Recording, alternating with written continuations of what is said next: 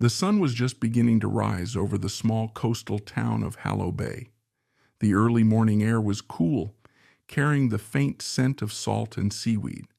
For as long as anyone could remember, the town had been home to a humble fisherman named Thomas Briggs. He was a quiet man, a creature of habit, who kept to himself and let the rhythm of the sea govern his days.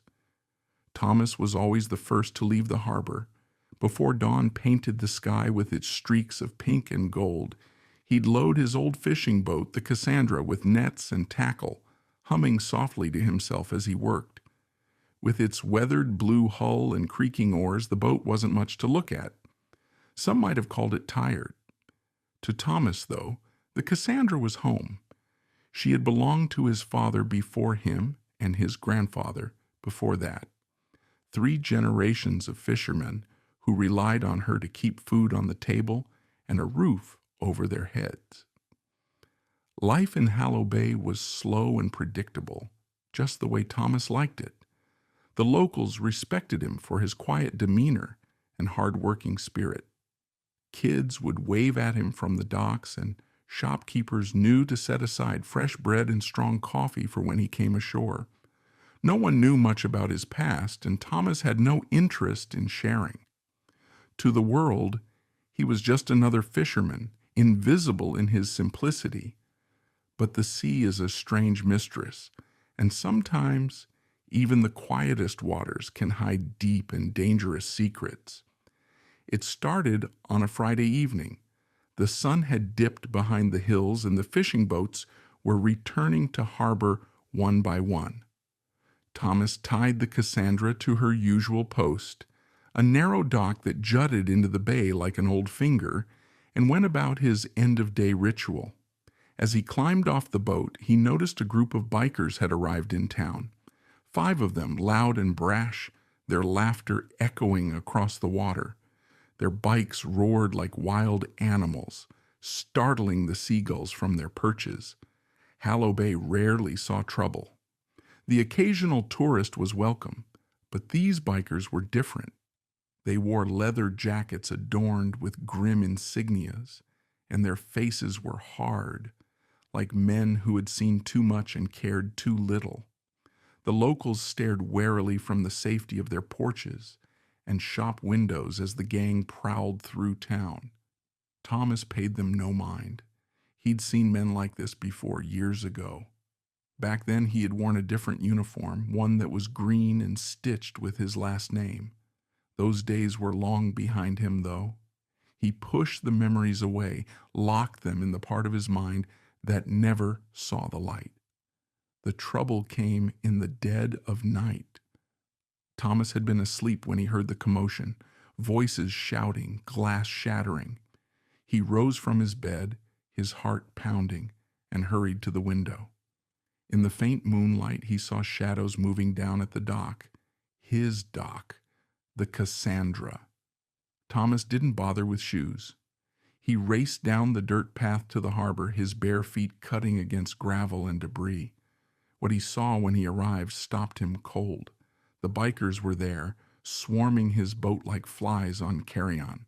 One of them was smashing the wooden planks with a crowbar, the sound of splintering wood tearing through the night. Another was laughing as he kicked over Thomas's tackle box, sending hooks and lures scattering across the dock. A third had lit a cigarette and was leaning against the side of the boat, his flame reflecting in the old blue paint. "Hey!" Thomas's voice boomed across the harbor louder than it had in years. The men turned to look at him. Their expressions were smug, full of mockery. "Well, well," one of them drawled, stepping forward. He was tall and broad-shouldered, with a snake tattoo that curled around his neck. "Looks like Grandpa's come to save his little toy boat." "Get away from her," Thomas growled. His fists clenched at his sides. The man with the crowbar chuckled darkly. "Or what? What are you going to do, old man? We're just having a little fun." "This is my property," Thomas said through gritted teeth. "You've done enough damage. Leave." The leader tilted his head, a cruel smile curling his lips. You don't give the orders here. Maybe we'll leave when we're done. Maybe not. The other bikers laughed, emboldened by their leader's bravado. Thomas felt something stir inside him, a sensation he hadn't known in decades. It wasn't fear. It was something older, darker. It felt like a knife sliding free of its sheath. The next morning, the town awoke to whispers. The bikers were gone, and Thomas's boat remained tethered to its dock, untouched, save for a few splinters that marked where the crowbar had hit. The Cassandra rocked gently in the water, as if nothing had happened at all. The shopkeepers murmured to each other over their morning coffee. Had the bikers just left? Or had Thomas Briggs done something to send them away?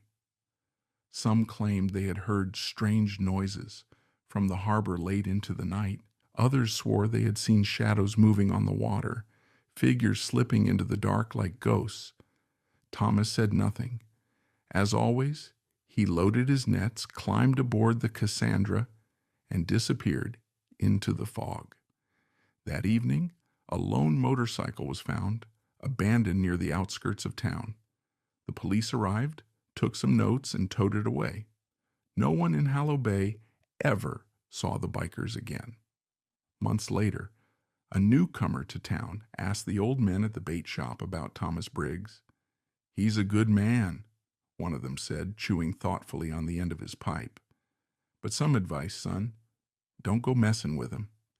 The sea's got a way of teaching lessons, and Thomas, well, he knows how to listen." The newcomer frowned. "What's that supposed to mean?" The old man just smiled, his eyes twinkling with secrets. "Let's just say there's more to Thomas Briggs than fish in nets and old boats. You stir up trouble with him, and you're liable to find out the hard way." The newcomer left, shaking his head, but as he walked back toward the docks, he couldn't help but glance at the Cassandra, bobbing in her place.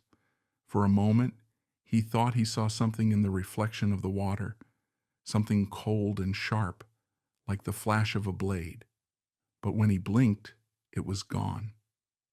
Thomas Briggs, the sea's quietest man, kept to his boat and his nets, just as he always had. He was a fisherman, after all. And like any good fisherman, he knew how to wait, quiet, patient, deadly. To this day, if you visit Hallow Bay and ask about the bikers, the locals will give you the same answer. Some men go looking for trouble, and some men are trouble. Thomas Briggs, he was both when the sea called for it.